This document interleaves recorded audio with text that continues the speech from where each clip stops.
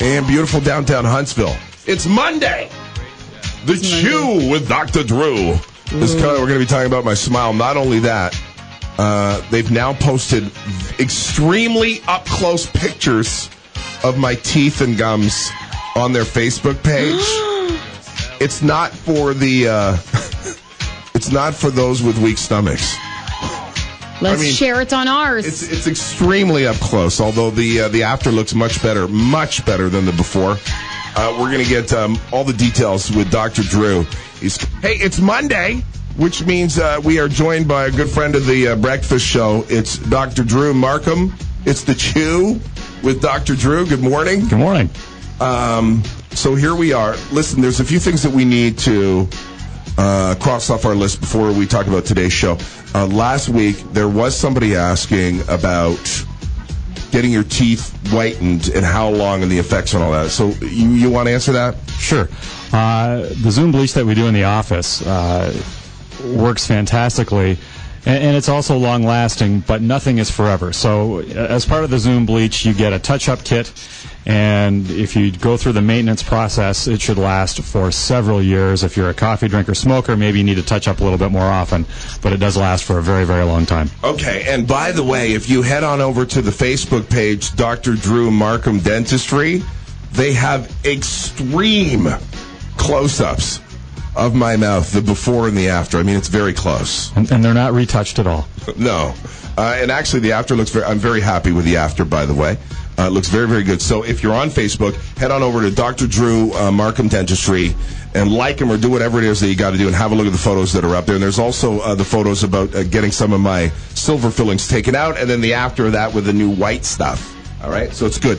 Hey, we're talking about sleep apnea today, which a lot of people might not think, wait a second, why is a dentist concerned about sleep apnea? First, let's talk about exactly what sleep apnea is so that we can move on from there in case nobody knows what it is. And by the way, I suffer from sleep apnea. Right. I was diagnosed 5 years ago, and I'm on, a CPAP machine. We're going to talk about what that is exactly, but let's talk about what is sleep apnea.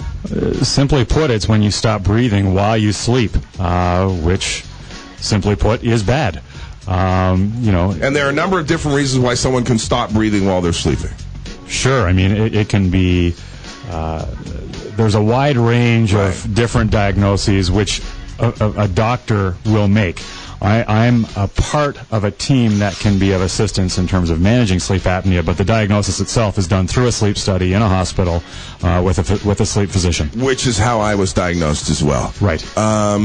Okay, so on the surface, I can tell you from a guy who has sleep disorder, sleep apnea, the downside of sleep apnea is, this is how it was explained to me, there are cycles of sleep. To get to deep sleep, you've got to get through all of the cycles. If you have an interruption like I do where I stop breathing, I choke, I get reset right back to the beginning, which means at the end of the day, someone who has sleep apnea never gets or rarely gets the deep sleep that everybody needs to recharge their battery so they can be happy and healthy. So I was a guy for many years who friends and family used to joke, oh yeah, Dave's asleep over there, sleeping on the couch. Or as my grandma used to say, she was convinced I could sleep on a clothesline if I had to, because I would sleep anywhere. Right. So we're tired all the time. That's the front end of it. The back end is it's really dangerous to have sleep apnea. Absolutely. I mean, when you look at the cascade of events that happen as your body tries to get oxygen, because that's the most important thing we can do, it can lead to things like plaques building up in your arteries. It can lead to all kinds of other health issues that are life-threatening. Heart disease, life-threatening heart disease. Absolutely. And so, when you hear, or when I hear in the news, someone who's died suddenly, at an early age, 30s, 40s, 50s, and they sort of term it natural causes. The writing's on the wall. Suddenly it's like, very well, that could have been a contributing factor. Okay. And so, you talk about how you don't get to that deeper stage of sleep. I mean, that's termed medically an arousal, which in this case is a bad thing. But, you have these conditions where you have excessive daytime sleepiness, and there's some questionnaires that we go through where we ask, how likely are you to fall asleep, while during watching the day, TV or on the have couch, a nap or whatever. Okay, and let me just say this: I'm no doctor, but I'm a huge advocate of people getting tested for sleep disorder because I suffered for so long. I say it to friends and family, anybody who will listen.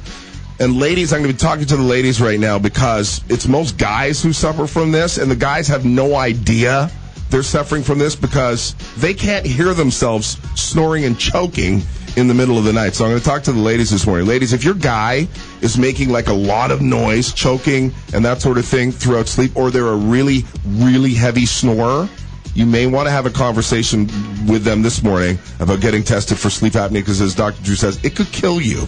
It could kill them. Yeah, and there is that stigma that sort of people joke about snoring and that sort of stuff and then sort of skip over the fact that it can be a life-threatening issue. And just to another stigma is this idea that it is mainly men. It really is split across all genders, all sizes. Yeah, I mean, I have women who come in who are tiny who I know have those issues when they come back with their diagnosis as well. So even though the sort of big, heavy guy with the huge neck, those are certainly risk factors for it, there are people of all shapes and sizes who have it. And that gasping for breath and being woken up, that's usually a pretty clear sign that there's some sort of obstruction going on. Okay, so how does this all relate to dentistry? How now do you get, because you've already identified the sleep apnea as it's all about sleep clinics and doctors, medical doctors. How does a dentist now get involved with sleep apnea? Well, the main line of defense has always been the CPAP, which is a positive airway pressure machine, and it's basically blowing air through your nose or mouth depending on what type of mask you have. And some people describe it as a jet of air, and that can make it difficult to sleep all by itself. But it's that air that's keeping you, breathing and everything oxygenated the way it's supposed to be. But they're hard to wear. And lots of people will get them, take them home, and then sort of eventually throw them in their drawer. They're a hassle. They're a hassle to put on. It's the last thing you want to put on your face when you go to bed. Exactly. And so an oral appliance is something, it's like a mouth guard that you wear that props your jaw open and forward to keep your airway open as well. And again, physicians have always thought of this as sort of an either-or type situation, but the fact is you can use them together and you get better results. A benefit that's greater than the sum of its parts. So you can make the CPAP easier to wear by having an oral appliance. And you're working in conjunction with a sleep physician? 100% of the time. All right, because you're not, and I just want to clarify this so that there's no misunderstanding. You're not saying you're diagnosing people with sleep disorder. Not You're at all. just saying if and when, and I believe you can't put somebody in touch with someone who can do the diagnosis, but if and when you are diagnosed, then you can help people with it. Absolutely. And we'll suspect maybe when we're going, and this is where we uncovered it with you at the sort of new patient exam, we got through some questions and found out that you had been previously diagnosed, found out that you had some difficulties with CPAP. Yeah. And so, we go through the sleep physician at that point to sort of get permission. We'll also send people off for sleep studies that we suspect may have an issue because there are a lot of things about facial growth and development that relate that can give us some suspicion as well. By the way, dealing with my snoring problem really saved my marriage. I mean, I'm not joking when I'm saying I used to wake up in the morning and Mrs. Newman was furious at me, and I wouldn't know why. It's because I kept her up all night with my snoring. So dealing with that actually saved my marriage. It's bizarre. I know. All right.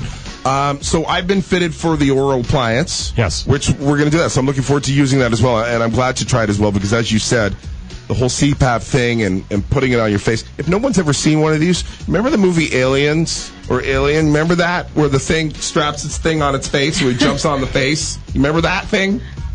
You know what I'm talking about? Yes. That's pretty much what I wear. Oh, my gosh. It's uncomfortable. I mean, it is what it is. All right. Okay. So check out the website. Check out their Facebook page, Dr. Drew Markham Dentistry. You're going to see the before and after of my teeth. And it was great to talk to you again today. Thank you so much. All right, here we go. Dr. Drew, The Chew with Dr. Drew. If you want more details, target our Facebook page. You're going to find all the details there.